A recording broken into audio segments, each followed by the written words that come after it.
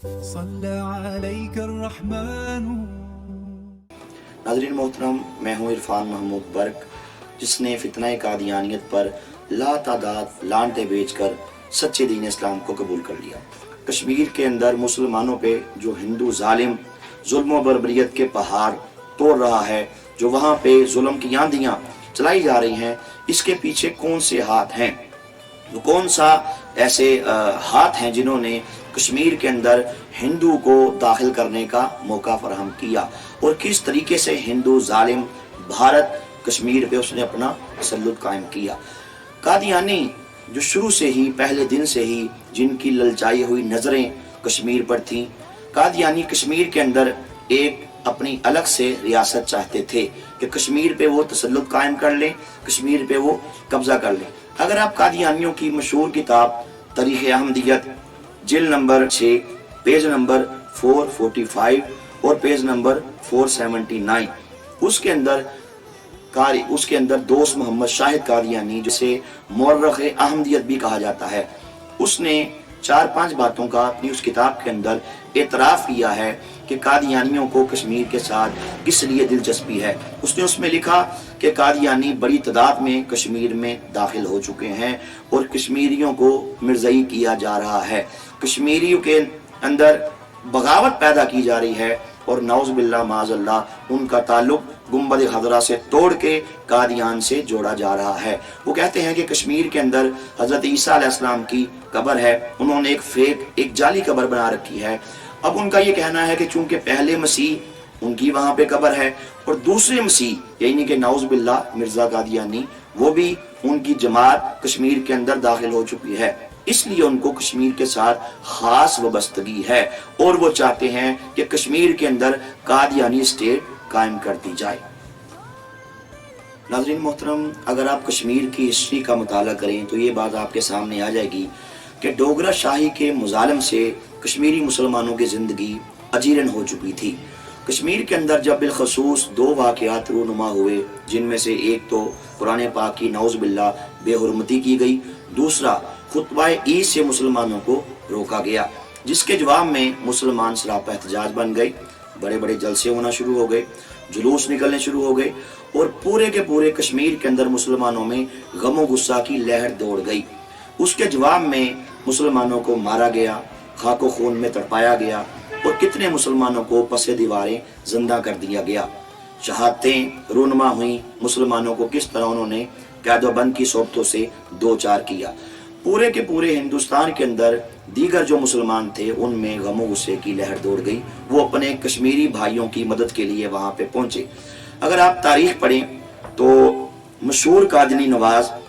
سر فضل حسین کی زیر صدارت 25 جولائی 1931 میں شملہ کے اندر پہلا اجلاس منعقد کیا گیا، جس میں کشمیر کمیٹی کی بنیاد رکھی گئی، اور اس کشمیر کمیٹی کا مقصد یہ تھا کہ جو مسلمان قید و بند کی صورتیں برداشت کر رہے ہیں ان کی قانونی چارہ جوئی کی جائے، قانونی مدد کی جائے، اور 7 مسلمانوں کا ساتھ دیا جائے، وہاں پہ امن قائم کرنے کے لیے کوششیں کی جائیں، اور کشمیریوں کو ان کا اصل حق دلایا جائے۔ اس مقصد کے لیے ظلم یہ ہوا کہ اس مشہور مرزائی نواز سر فضل حسین نے قادیانیوں کے دوسرے خلیفہ مرزا بشیر الدین محمود، جو کہ اس وقت قادیانی جماعت کا سربراہ تھا، ان کا خلیفہ تھا، اسے کشمیر کمیٹی کا صدر بنا دیا گیا۔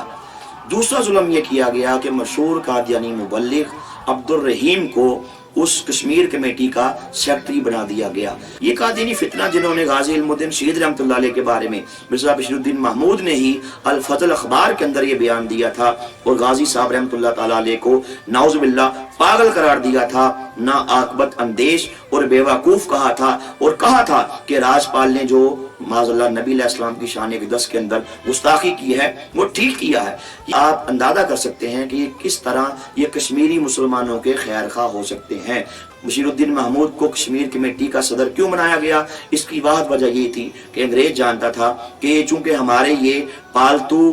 ہیں، قادیانی ہمارے پالتو ہیں اور یہ ہمارا خود کاشتہ پودا ہے، اس لیے ہم جب چاہیں گے کشمیر کمیٹی کے غبارے سے ہم ہوا کو نکال دیں گے۔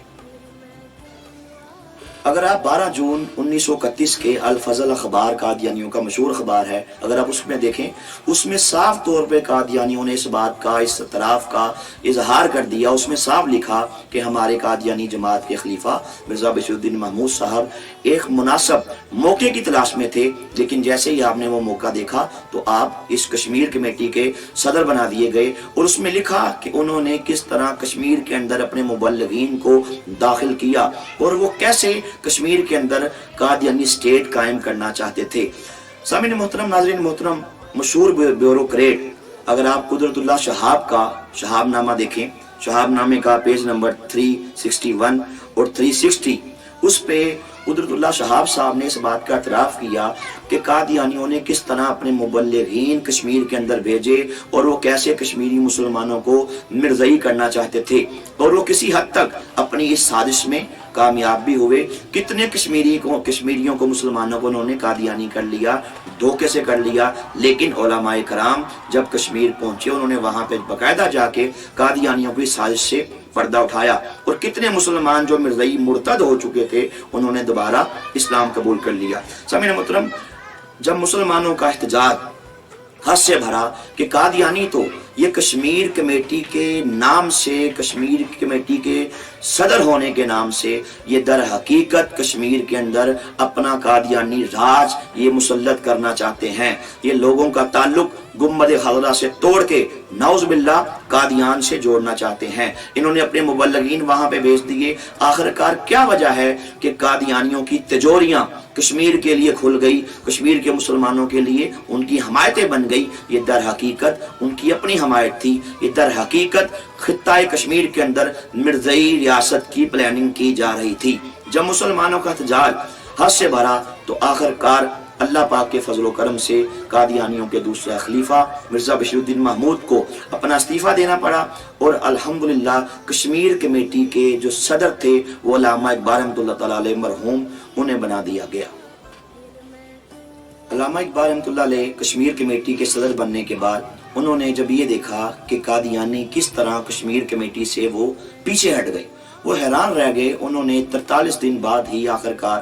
استعفیٰ دے دیا، اور اقبال مرحوم نے اپنے استعفیٰ کے اندر ہی اس بات کا انکشاف کیا اور لکھا۔ آپ فرماتے ہیں کہ جب میں نے یہ دیکھا کہ قادیانیوں کو کشمیر کمیٹی کے ساتھ کسی قسم کی بھی کوئی دلچسپی نہیں، وہ اپنے خلیفے کے علاوہ کسی کی بھی تباہ کرنا جائز نہیں سمجھتے بلکہ گناہ سمجھتے ہیں۔ جب ایک قادیانی وکیل سے انہوں نے کہا، جب میری اس کے ڈیبیٹ ہوئی، گفتگو ہوئی، تو اس قادیانی وکیل نے یہ کہہ کے مجھے حیران کر دیا کہ ہمیں کشمیر کمیٹی سے کوئی سروکار نہیں ہے، ہماری کوئی دلچسپی بھی کشمیر کمیٹی سے نہیں ہے۔ ہاں، اگر ہمارے خلیفہ مرزا بشیر الدین محمود صاحب وہ صدر رہتے تو ہم کشمیر کمیٹی کے ساتھ رہتے، لہٰذا جب آپ کو صدارت کے عہدے سے ہٹایا گیا تو ہم کشمیر کے سارے مسلم جو مرزئی ہیں، ہمارا اس سے کشمیر کے مسلمانوں کے ساتھ کوئی تعلق نہیں ہے، یہ اس نے کہا۔ اور یہ اقبال مرحوم نے اپنے استعفیٰ کے اندر اس بات کا اعتراف کیا۔ علامہ اقبال نے تو یہ بھی کہا تھا